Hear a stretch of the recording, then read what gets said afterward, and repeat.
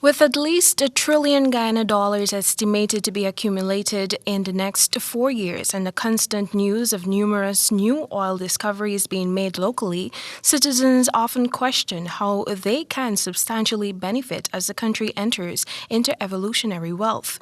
The Government of Guyana has assured Guyanese across the country through outreaches and other means that they will benefit from the oil and gas revenues through the improvement of their standard of living by making available more opportunities to them by investing in long-term projects in education, healthcare, and public infrastructure.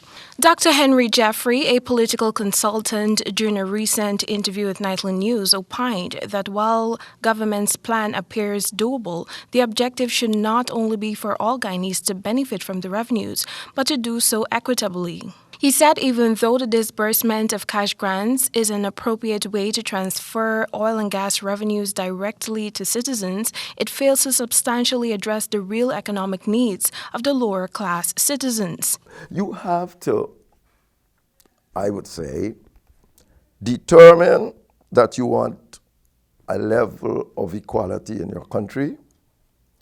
Do an audit, and I'm saying ethnic and gender audit, like United Kingdom has done, ethnic and gender audit.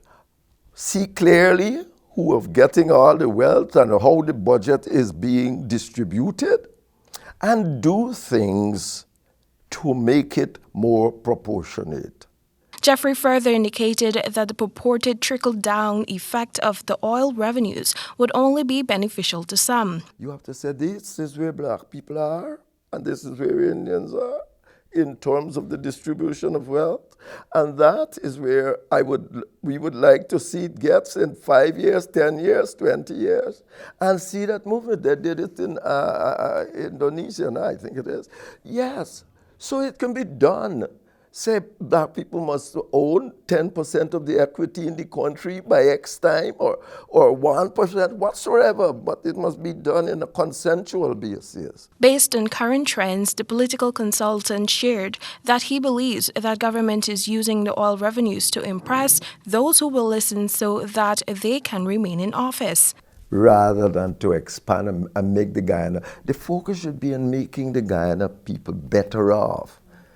But that becomes the secondary focus to using the money to try to impress you that you need to support us.